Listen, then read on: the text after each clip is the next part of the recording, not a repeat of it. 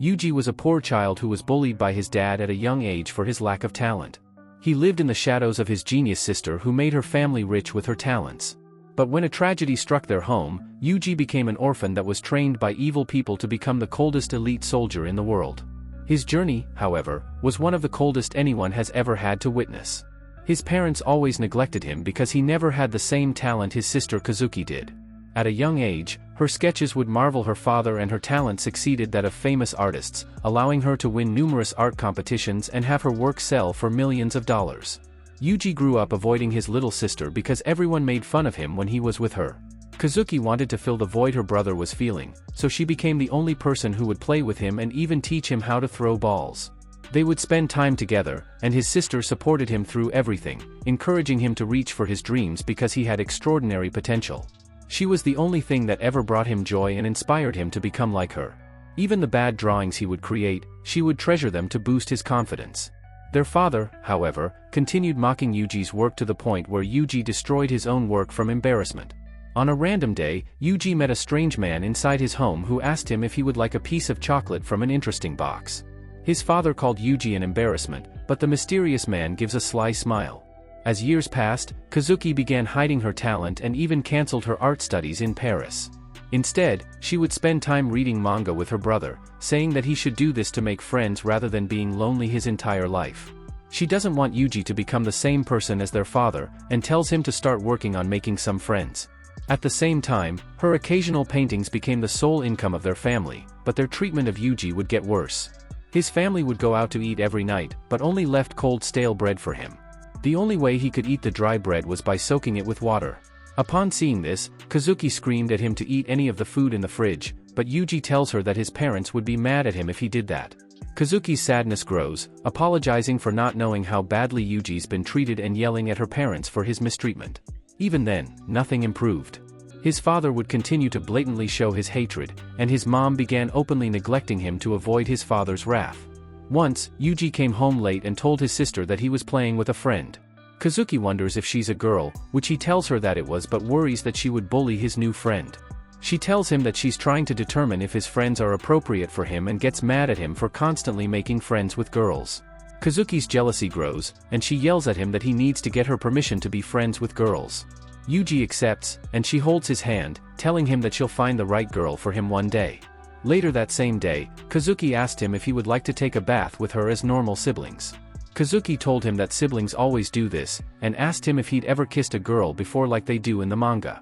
Kazuki kissed him that day, telling him that this is the true love she shares with him, and taught him all kinds of things.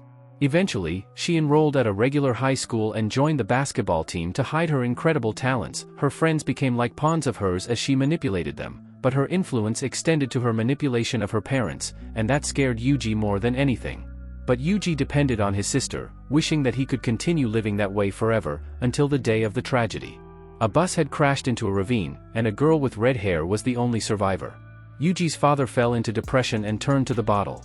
His wrath began growing, and his mother began hiding him whenever his father came home. The only thing Yuji would remember is hearing his father yelling at his mom as she would just take it and say, "I'm sorry." He became the worst father imaginable, so Yuji and his mother ran away to a new home where she finally treated him like a normal son. He would enjoy her hand cooking and felt like he was living in heaven even if they were broke. As long as they were away from their father, they found happiness together like that. But their peace wouldn't last, and a year later, Yuji's father had finally found them again. He tells Yuji's mom that she will lay him another golden egg, and Yuji tries to tell his father to stop. He couldn't bear seeing his mother like that, but his dad knocked him into the fridge. As this occurred, Yuji stared at his father and was determined to end him. He remembered his sister asking him which hand he would use to kill a man.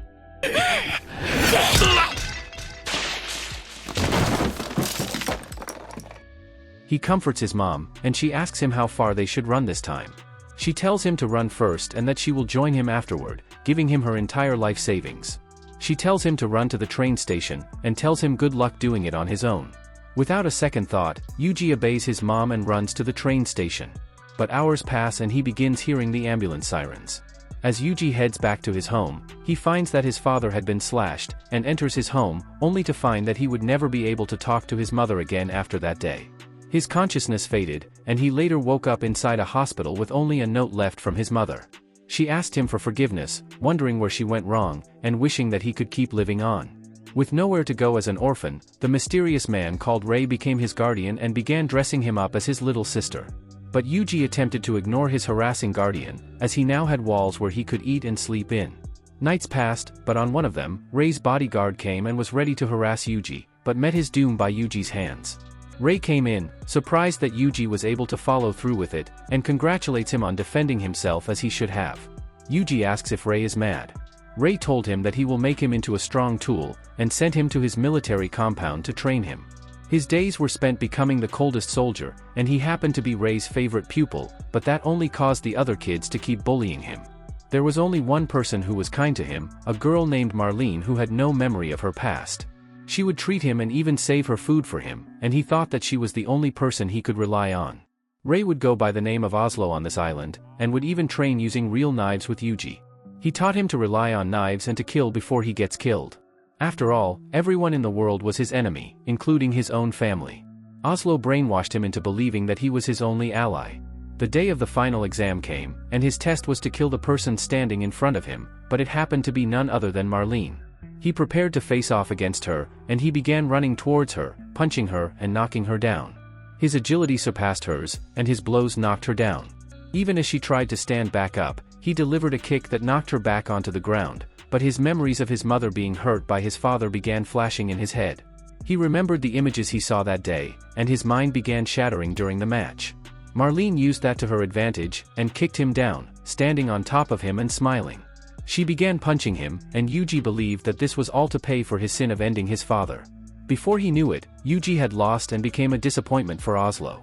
Inside the jail cell, Marlene comes in to treat his wounds, crying and apologizing for hurting him because she wished she hadn't done that to him.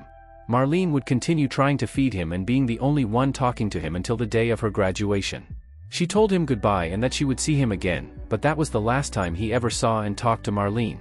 The nurse revealed the sad news to Yuji after her first job, and Yuji wondered if he'd been able to save her by beating her instead of being kind. After graduating, Yuji took on his first assassination mission, and disguised as a maid into a rich man's room. While he was distracted, Yuji managed to complete his mission. His assassinations continued being successful, until one day they broke into Oslo's home. The law enforcement destroyed all of the people standing in their way, and nearly cornered Oslo after destroying all of his security. They discovered an underground passage and a steel door that guarded it. After blowing it up, the only thing they found was a white-haired child sitting inside, and Yuji's white hair fell off. Asako looks at the boy, realizing that she's found something interesting. Oslo was able to escape through the water. Asako decides to take Yuji with her to Japan, but JB decides to follow her along because she needs to supervise the two of them. Inside the hospital, Asako commands him to get out of bed within the next 40 seconds. She hits him in the head and continues threatening him, so JB yells at her to be more gentle with the kid, but Yuji has never experienced kindness and wouldn't know how to respond, so Asako treats him like garbage and tells him to cut this out. She grabs his face, saying that she's going to be his god from now on. Inside her home, she commands him to change his dirty clothes, but what they see shocks them in their place. His body is filled with scars and gun wounds, and he hasn't eaten in weeks. Asako tells JB to bring drinks and food for them, but at the dinner table, Yuji doesn't eat. Instead, when a fly comes by, he crushes it with his hand. As he stares at the fly, his mind freezes and he screams in fear and throws up. Asako comes to comfort him, telling him not to puke in her disgusting home. He sleeps at night, and Asako realizes that his mind is more broken than she thought, because while she bathed him, she saw 2 gun wounds, countless knife gouges, and broken bones. Asako thinks it may have been easier for him to just kill himself, but she vows that she will protect him as his god. The next morning, Asako is sitting on top of Yuji attempting to force him to eat, but Yuji begs JB to save him. Asako tells him to quit sweet-talking the dumb blonde because she's so lonely and stupid she'll listen to anything. JB tells Yuji to toughen up, but he tells her that she has no idea what Asako's been preparing for him. Inside the kitchen, JB takes one good look at the food, and realizes that she's holding deer plot. She runs faster than Sonic into the bathroom, and spends the rest of the afternoon cooking food for Yuji. Asako thinks that he will still be stubborn, but when JB sticks her wet blonde rice in his face, he decides to eat it out. Asako gets Yuji his own puppy that will now be his partner and tells him to take good care of it. Yuji decides to name it John Doe, which is the code name for a corpse in the military.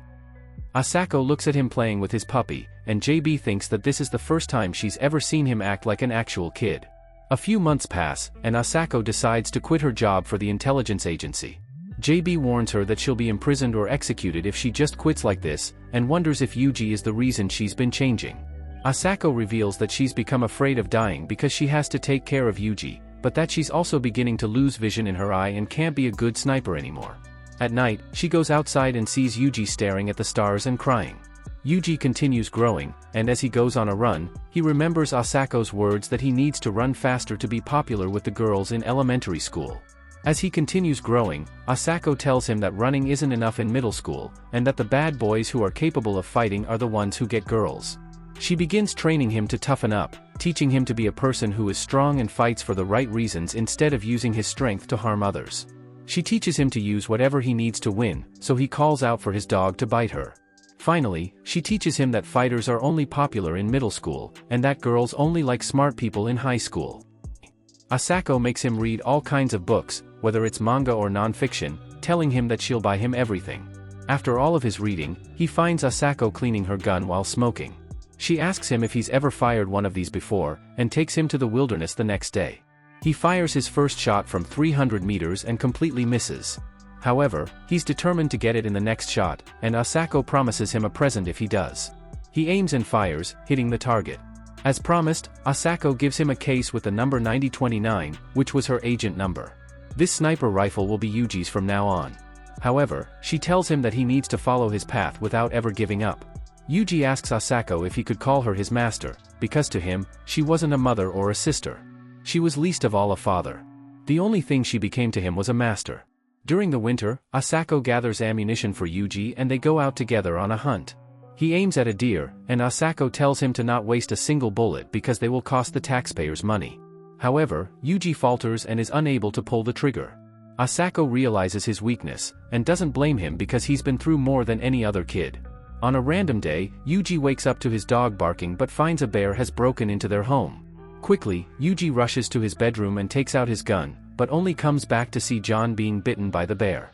He takes aim to save his dog, but his mind blocks him from taking action, and he fails to fire at the bear. As the bear leaves, Yuji builds up his courage to go take his dog back. His life of fear will no longer stop him from saving the one he cares about, so as he runs to and is ready to aim, he slips on the snow and fires, clogging his gun. The bear notices and is ready to eat him alive, but Yuji uses his knife to slash at the bear. The bear knocks it away in a single hit, and Yuji's entire mind flashes with the words to end the bear. With a simple stick, he blinds the bear's eye and gets his gun, pointing it down the bear's head. A rustling comes from nearby, and he sees a couple cubs walking towards his dog because it's their food. Yuji wonders why his dog, why his family, has become their food. He wonders why it couldn't have been any other life that had nothing to do with him, and screams in pain as he fires. He later comes back to Asako with his dog's collar, and she asks him what happened. Yuji couldn't kill the bear in the end, and tells her that no matter how hard he tried, it was no use. She hugs him to her chest, telling him that it's okay. They spend the sunset burying his dog's collar, and Yuji wishes he could be as strong as Asako so that he can die happily. Asako tells him that his life isn't just some meaningless excuse until he dies, and that she knows he can't kill anything unless she gives him a direct order. However, she reminds him that his food and shelter are all given by the taxpayers, so he is indebted to making sure he can protect them. In the old days, Asako tells him that he wouldn't have been able to die until he's killed 10 enemies, but now, he must save 10 people. She tells him that it doesn't matter if he's too weak to pull the trigger for his own sake, but that he should never hesitate when pulling it to save another's life. And that's all for today. I will be covering the final part, so make sure to subscribe to not miss it. Thanks for watching and I hope to see you next time.